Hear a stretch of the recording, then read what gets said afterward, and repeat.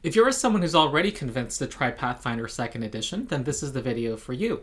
I'm going to go over all of the books and resources that you can possibly get, including those which are essential and which you should get first. I will point out, however, that at the time of this recording, there is a shortage of the key books that you need for the system due to the huge surge of interest since the D&D OGL scandal. There's been a surge of interest as a result of Wizards of the Coast, the company behind D&D, showing its hand and making clear over the last few months that they want to heavily monetize the game more. The core rulebook is not expected to be available until around mid-April, but if you see this video soon after posting, you will want to get the Humble Bundle now, where for $25 you can get dozens of books in PDF form. It has the core rulebook and the beginner box, which is the best way to learn the game, and the acclaimed Abomination Vault Adventure Path, both in PDF form and for Foundry Virtual Tabletop. This is the first course in my Pathfinder Law School where I help new players learn Pathfinder 2nd Edition. I am Ronald, the rules lawyer. I am a lawyer who also has taught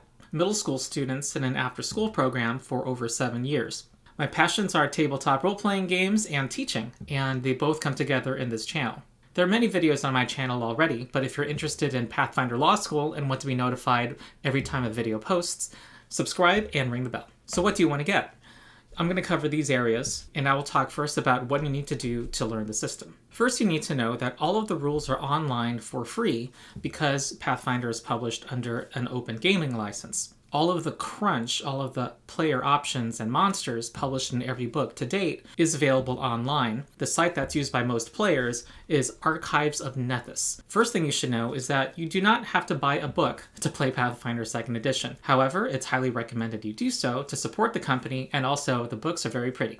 When you go to this link, you go to this page, and at the very top there is this link for people new to Pathfinder 2nd Edition. So this is one way to get into the system. However, the best way to get into the system is through the beginner box. It has a solo adventure and it has a group adventure that a group of people who have not read a word can literally open up and run within 15-30 minutes. And it systematically teaches you the rules of the game as you go from room to room. It has a meaty dungeon. It has reference cards that explain the basic rules, and pre-generated characters, each of them with their own lore, easy-to-reference sheets, color-coded dice, and clear descriptions on the special actions your character can do on their turn. It gives the GM monsters and magic items and traps to put in their adventures, along with physical product including these handy cardboard pawns and bases, and scores of them so that you can run a whole variety of adventures. Also, one tip, if you have the PDF for the beginner box, that in itself will give you $20 off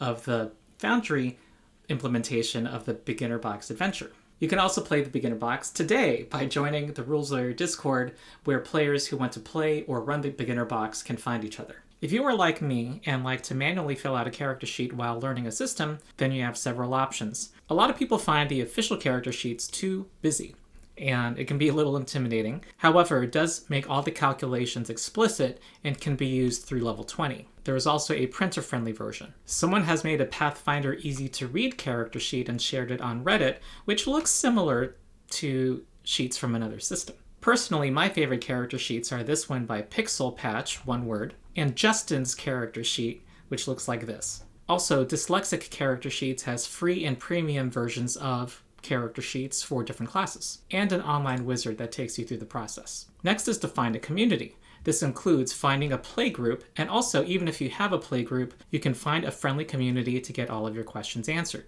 Well, first off, the Pathfinder 2e subreddit is a very welcoming place. You can also join the Pathfinder 2e Discord. I'll leave a link in the description. There, people are looking for strangers to fill out their games. You can also go to the Rules Lawyers Discord, where, in addition to looking for game forums, people are looking for others to play or run the beginner box. There's also Pathfinder Society, which is an organized play program similar to D&D's Adventurers League. There's a link in the description to the Pathfinder Society website. The published adventures are one-shots that all feed into bigger story arcs. For how the organized play program works, you'll want to scroll down and go to Guide to Organized Play. The website is not the best, but the people who organize these games are very helpful and friendly, and I'm going to leave 2 links in the description to help you find a local game store that has PFS and or a Venture Captain, one of the organizers. Also at my Discord, we have an organized online play system where your character can be used from adventure to adventure and gain levels and magic items. Now for digital tools. As I said, all of the rules and player options and monsters and magic items are online for free on Archives of Nethys. You can Google 2E and then whatever you're looking for. Let's just type in 2E Goblin Warrior and it will come up as the first result. You can even apply templates to the monsters. And everything is hyperlinked, which is very useful in Pathfinder, since a lot of things refer to other things. Demiplane, which designed D&D Beyond, also supports Pathfinder with Pathfinder Nexus. It is still an alpha, but you can set up a free account and peruse the rules and many of the player options. It is a paid service. However, if you own the PDF for a book, you get a significant discount on the same content within Pathfinder Nexus. And it promises to have the same prettiness and user-friendliness of D&D Beyond. More popular at the moment as digital tools for making characters are Pathbuilder and Wanderer's Guide. Pathbuilder is the most popular app on Android devices and also has this website version. It has all of the options from all of the rule sets. You can also choose to limit yourself to only the core rulebook. And it lets you export your character sheet onto a PDF. Many people who use web browsers also like Wanderer's Guide. This is also a free tool, and it lets you decide which source books you're going to use. And it also lets you export PDFs, as you can see here. The most popular virtual tabletop among Pathfinder 2e players is Foundry. It entails a one-time $50 fee and has no subscription, and it has all of the content released for Pathfinder 2e on it for free. They have a partnership with Paizo and release premium modules for their adventures and adventure paths, and you get a discount on them if you own the PDF. Here is the town of Atari from the Abomination Vaults. The modules have all the text, artwork, and clickable descriptions and instructions for every room. Also useful is PF2easy.com. I like it especially for its utility sheets that let you list all of the creatures you can summon with any particular spell.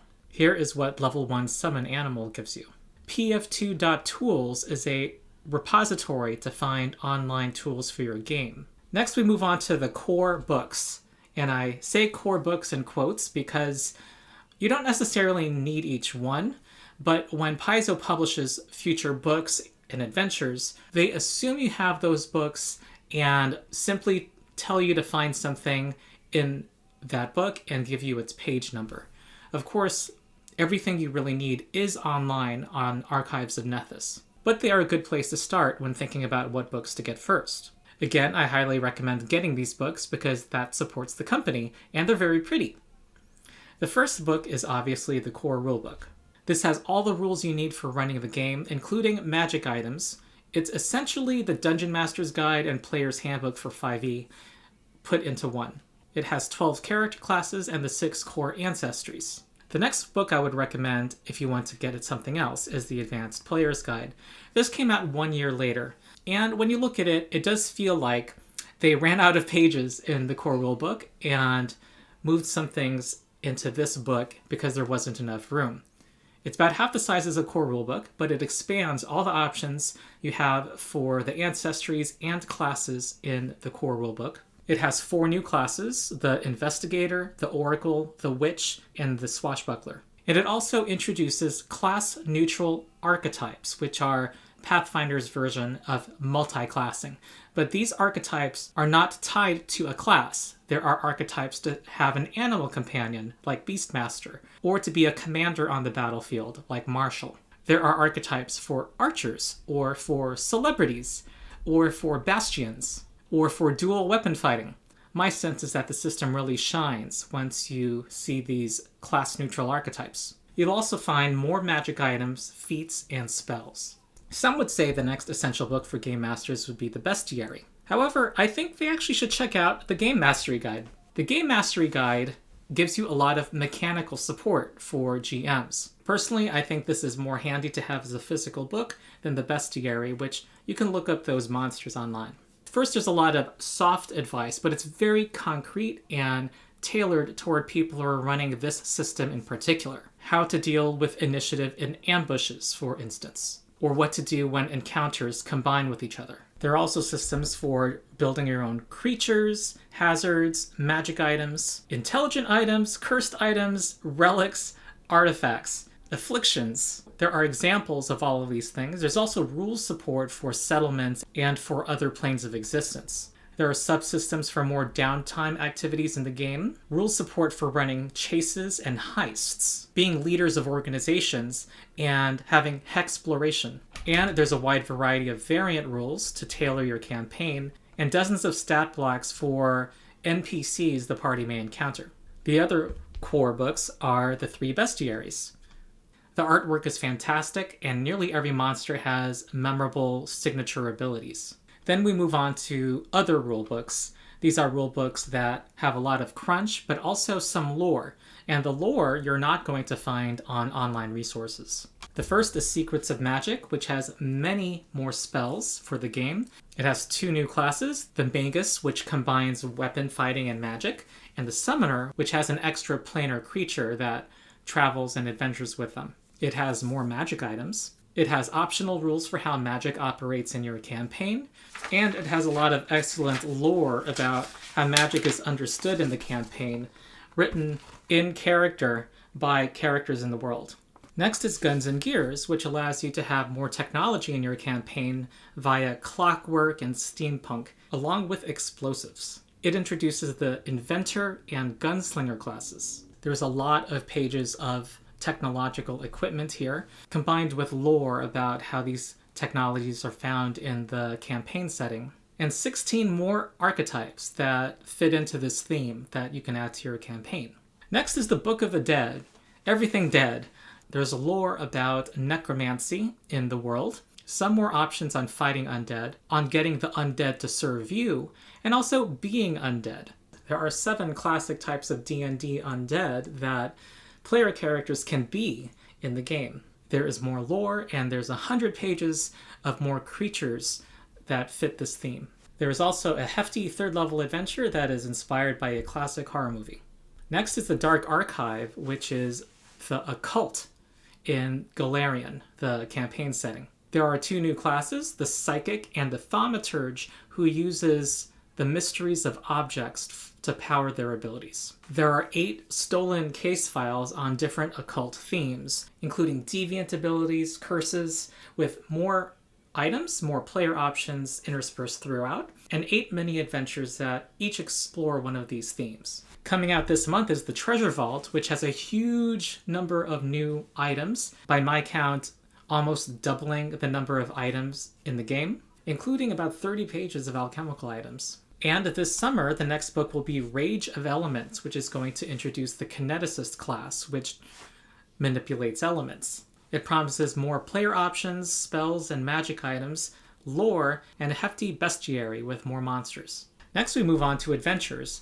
Before Paizo had a role-playing game, they were known as the company that made great adventures, and their reputation for quality in this department continues to this day.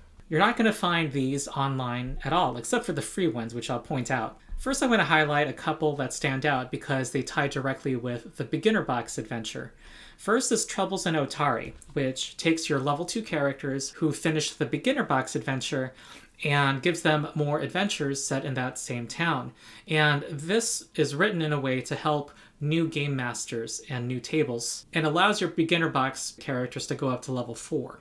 Also set in Otari is the Abomination Vaults, which is the Mega Dungeon adventure path that goes from level 1 to 10. This says 5e on it, however that's not expected until next year.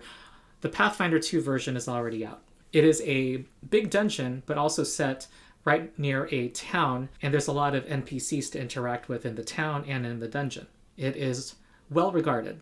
Here at Pathfinder Wiki, you can find more information on these adventure modules I'm about to go quickly through. I should mention there are 3 adventures that you can download for free that were made for Free RPG Day. The level 1 adventure, Little Trouble in Big Absalom, where you get to be kobolds. Threshold of Knowledge, the level 1 adventure where you are students at a magic academy. And Fistful of Flowers, the level 3 adventure in which you are Liches, plant creatures. They all come with pre-generated characters. And just look at these characters you can be. They are awesome.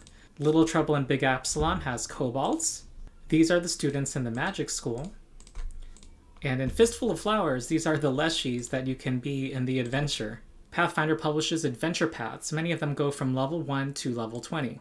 These first 3 adventure paths that Paizo published, I call them the early period, when the system was new and the published adventures were pretty difficult when run as written. However, these can easily be adjusted, as is the nature of the PF2 system. Age of Ashes takes the party throughout Golarion, the campaign world, via magical elf gates. One of the antagonists is a slave trading organization. The Extinction Curse has the party being members of a traveling circus, and that does not figure very much into the actual story, which is more of a conventional D&D story.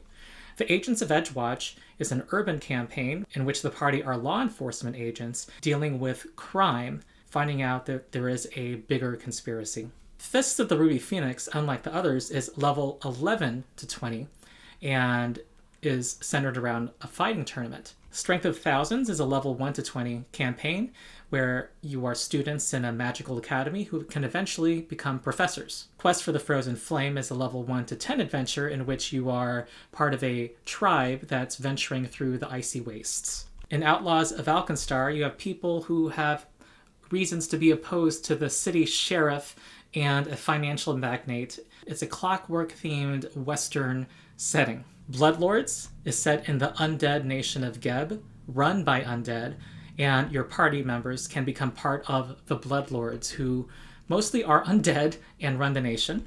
Gatewalkers involves the party having a gap in their memory as each of them walked through an interplanar gate and had no memory of what was on the other side. It involves going to faraway and outlandish locations. Kingmaker is a adaptation of a computer game, which was an adaptation of a first edition adventure path. It's the one where you found and maintain a kingdom. It involves hexploration and involves a huge amount of content. I'm going to include links, including to Tarondor's Guide to the Adventure Paths, which is an excellent living resource for helping you decide which AP to do. Paizo also published many adventures, which are shorter, which are about 3 levels of content each. From lowest level to highest level, there is the Fall of Plaguestone, also part of the early period, and perhaps the most notorious early adventure for its difficulty, in which you help a small town and try to solve a murder. Crown of the Cobalt King is an update of a popular first edition module, goes from level 1 to 6, and is primarily a dungeon delve. Malevolence is a horror Cthulhu-inspired adventure for 3rd level characters that involves a haunted mansion. The Slithering is part of the early period of 2nd edition, where your non-human party members try to get to the bottom of a curse, which is turning humans into oozes. I do not know much about these last 2. Shadows at Sundown is an 11th level adventure, and Night of the Great Death is a 16th level adventure that involves infiltrating a masquerade ball. Next is the Lost Omens line. Lost Omens is the campaign setting. It refers to the Age of Lost Omens, after the god of humanity in the setting died, which was against a prophecy. The future is not foretold and is to be shaped by adventurers. The planet is called Golarion, and the majority of adventures are in the Inner Sea region, which is the region around this sea here, also represented by this amazing map. Lost Omens is not only lore, there's a lot of crunch interspersed. However, the lore portions are not going to be found online. I'll briefly talk about each book in the list. The World Guide is an essential starting place if you want to know about the parts of the Inner Sea region, and it also includes one archetype that is found in that region. A lot of the options for characters in this Lost Omens line are tagged uncommon or rare because they usually are tied with organizations or regions of the world. The remaining books I group into 3 categories, going from more crunch to less crunch. First, there are 2 books that have a lot of character options. The first is the Lost Omens Character Guide. It introduces Golarion-specific options for all of the core ancestries from the core rulebook. It introduces 3 new ancestries, and it has lore and many more archetypes and other character options for 5 Golarion organizations. Next is the Ancestry Guide. It introduces more options for 14 uncommon ancestries that were introduced in other books, and introduces 14 more ancestries. The next category has a relatively even mix of character options and lore. Gods and Magic details the major and minor gods of the campaign setting. It gives crunch for how these different gods can impact characters and impact the world through divine intercessions. It also has more options such as feats, spells, and cleric domains for all of these gods. Next is the Grand Bazaar, which details over 20 shops in the big city of Absalom, but you can drop these into any homebrew adventure of your own. Every shop has a 1 to 2 page spread about what you see in the shop and about its owner, followed by 2 or more pages of items. Next is the Pathfinder Society guide. Pathfinder Society, in addition to being a real-world organized play program, is an in-world adventuring society where people of all alignments and backgrounds seek knowledge and record their findings in the Pathfinder Chronicles. There is a lore about the organization, various parts of the organization, the internal politics, and more character options and feats and gear. Next is the Knights of Lastwall, which refers to the Crusaders of the current world. The previous Crusaders were people who were fighting the demons of the World Wound, but now that an ancient Archlich has risen again and undead creatures have overrun the countryside, the Knights of Lastwall are the first line of defense against them. This has a lot of options for people who want knightly characters, and there's a lot of lore about this organization and the region, and profiles of prominent non-player characters in this organization. This last group of books are heavy on the lore and less on the crunch. First is The City of Absalom. This is an absolute beast of a book. It is huge. It is 400 pages with details about every district. There are 120 pages of biographies of NPCs and hundreds of keyed locations with a lot of detail, and this is the map of that city. Next is the Mwangi Expanse, which is the huge jungle area in the southern part of the Inner Sea region.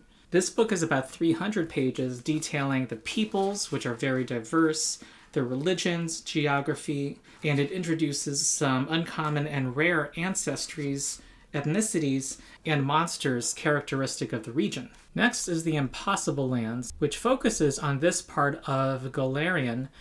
Nex and Geb are 2 nations led by archmages, and their thousands-year-long feud has led to the mana waste in between, where clockwork technology and weirdness take place. It also includes the nation of Jalmaray, the island nation that includes many monks, monasteries, genies, and other fantastic things. Next is Monsters of Myth, which has lore and stats for about 20 monsters that have legends around them in Golarion. This is a toolbox for GMs who want to homebrew adventures around these monsters. Next is Lost Omens Travel Guide, which I hear is a very entertaining book that is written in character and gives you a sense of what it's like to live in Golarion, that talks about food, culture, fashion, arts, sports, holidays, and the like. Then there's also Lost Omens Legends, which gives details about 40 of the most important non-player characters in the world of Golarion that, through these people, give glimpses into the world through their very interesting stories. And as with all the books in this last category, you'll find a smattering of crunch for player characters. Lastly is other stuff, which I will not go much into. I will point people to the video by Basic Liches, a channel that is recently starting to cover Pathfinder 2e, for their excellent coverage of a lot of physical products that are really useful for in-person games. I do want to point out that these Bestiary battle cards are excellent. It has all of the stats for every monster in the Bestiary and artwork on the other side, so that you can put this at the top of your GM screen with the stats facing you. Your mileage may vary, but I know my younger players really enjoy more randomness in combat. There are the critical hit deck and the critical fumble deck. Whenever you roll a natural 20 or a natural 1, these cards will have different effects depending on the nature of what you were attacking with. So here's one example, which also, if you are throwing a bomb or casting a spell, has a magical-like effect. Here's an example of a critical fumble card. In this case, a fumble while casting a spell can lead to summoning an animal that attacks you. On the Pathfinder website, under Accessories, you can find more card decks, maps, pawns, miniatures, and other accessories. Lastly, there is a burgeoning third-party publishing community that publishes their works on Pathfinder Infinite. So that was my guide on where to go and what to buy first as you embark on this journey of playing Pathfinder 2nd Edition. If there were other things that I missed, please comment with those suggestions. I will make sure to include them in a pinned comment.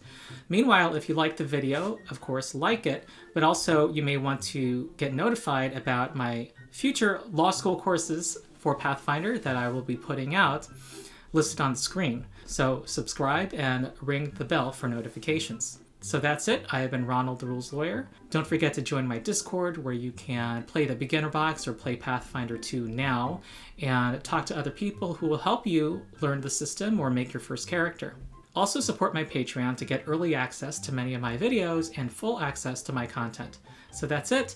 I hope you enjoy the video and I will see you next time.